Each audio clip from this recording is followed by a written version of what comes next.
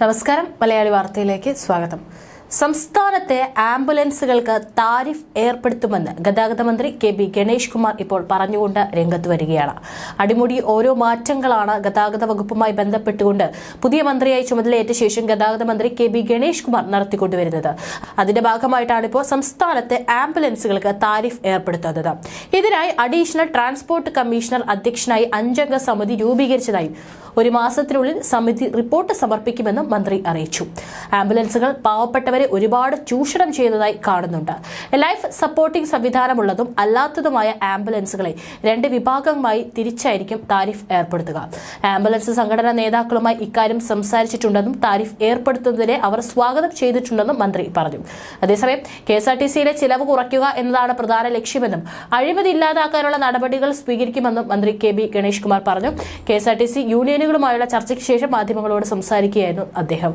മുൻപ് ആംബുലൻസുകളുമായി ബന്ധപ്പെട്ടിട്ടുള്ള പല വിവാദങ്ങളും ഇവിടെ കേരളത്തിൽ ഉണ്ടായിട്ടുണ്ടായിരുന്നു. അപകടത്തിൽപ്പെട്ടവരെയും അത്യാസന്ന രോഗികളെയും ആശുപത്രികളിൽ എത്തിക്കുന്ന ആംബുലൻസുകൾ അപകടത്തിൽപ്പെടുന്നതും സാധാരണമായിട്ടുണ്ടായിരുന്നു. മറ്റ് ഡ്രൈവർമാർ ആംബുലൻസിന് വഴി നൽകാത്തതും മതിയായ സുരക്ഷിതയില്ലാത്ത വാഹനങ്ങൾ ആംബുലൻസായി ഉപയോഗിക്കുന്നതുമാണ് ഇതിന് വഴിയൊരുക്കുന്നത്. രോഗിയില്ലാതെയോ മൃതദേഹവുമായോ പോകുന്ന ആംബുലൻസുകളാണ് പലപ്പോഴും അനാവശ്യമായി ഉച്ചത്തിൽ ശബ്ദം മുഴക്കി അമിത വേഗത്തിൽ സഞ്ചരിക്കുന്നത്. കഴിഞ്ഞ വർഷം കേരളപുരത്ത് അപകടത്തിനിടയാക്കിയത് ആംബുലൻസ് വരുന്നത് ശ്രദ്ധിക്കാതെ റോഡിന് കുറുകെ ഓടിച്ചു വന്ന ബൈക്ക് യാത്രികനായിരുന്നു. മരിച്ചത് റോഡിന് വശത്തുകൂടി സാവധാനത്തിൽ ഓടിച്ചു വന്ന മറ്റൊരു ബൈക്ക് യാത്രികനും. ബൈക്കിലിടിച്ച ആംബുലൻസ് തല കീഴായി മറിഞ്ഞ ശേഷം ചുറ്റിത്തിരിഞ്ഞാണ് മരിച്ച യാത്രക്കാരന്റെ ബൈക്കിലിടിച്ചത്. തിരക്കേറിയ ജംഗ്ഷനിലെ അനധികൃത പാർക്കിംഗും അപകടത്തിന് സൗകര്യമൊരുക്കി. വിദഗ്ധ ചികിത്സയ്ക്കായി കൂടുതൽ സൗകര്യങ്ങളുള്ള ആശുപത്രിയിലേക്ക് അമിത വേഗത്തിൽ അവിടെ എത്തിക്കണമെന്നില്ല. ഇത്തരമൊരു രോഗിയുമായി കൊല്ലത്തേക്ക് പോവുകയെന്ന ആംബുലൻസ് അമിത വേഗത്തിലായിരുന്നെന്ന് ദൃക്സാക്ഷികളും പറഞ്ഞു. അമിത വേഗത്തിൽ ഓടിക്കുന്നതിൽ രസം പിടിച്ച ആംബുലൻസ് ഡ്രൈവർമാരുടെ ഡ്രൈവിംഗ് ശീലമാണ് പലപ്പോഴും അപകടങ്ങൾക്ക് കാരണം. സുരക്ഷിതമല്ലാത്ത ഒട്ടേറെ ചെറിയ വാഹനങ്ങൾ ജില്ലയിൽ ആംബുലൻസുകളായി ഓടിക്കുന്നുണ്ട്. രാത്രി 12-ന് ശേഷം റോഡിൽ ഒരു വാഹനം പോലും ഇല്ലെങ്കിലും വലിയ ഒച്ചയുണ്ടാക്കി പായുന്ന ആംബുലൻസുകൾ സ്ഥിരം കാഴ്ചയാണ്. കൂടാതെ KSRTCയിൽ നടപ്പാക്കുന്ന പുതിയ പദ്ധതികളെക്കുറിച്ചും മാറ്റങ്ങളെക്കുറിച്ചും മന്ത്രി വ്യക്തമാക്കി.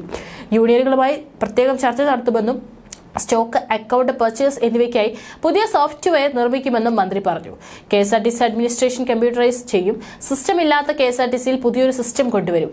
Swift company ലാഭത്തിലാണ്. KTDFC നിക്ഷേപകർക്ക് പണം തിരിച്ചു നൽകും. തിരുവനന്തപുരത്ത് 10 രൂപയ്ക്ക് ഓടുന്ന ഇലക്ട്രിക് ബസ്സിന് വരുമാനമുണ്ടെങ്കിലും ലാഭമുണ്ടെന്ന് പറയാൻ പറ്റില്ല.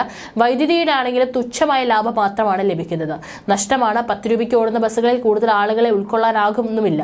പല റൂട്ടുകളിലും ഇലക്ട്രിക് ബസ്സിൽ പലപ്പോഴും ആളില്ലാത്ത അവസ്ഥയുണ്ട്. 10 രൂപയ്ക്ക് സർവീസ് നടത്തുന്ന ബസ്സുകളുടെ നിരക്ക് മാറ്റും. ഇലക്ട്രിക് ബസ് വാങ്ങുന്നതിനോട് യോജിപ്പില്ല. ഇലക്ട്രിക് ബസ് വാങ്ങുന്ന തുകയ്ക്ക് 4 ബസ്സുകൾ വാങ്ങാം. സുശീൽ ഖന്ന റിപ്പോർട്ട് നടപ്പിലാക്കാൻ കഴിഞ്ഞില്ല. അത് നടപ്പാക്കാൻ ശ്രമിക്കും.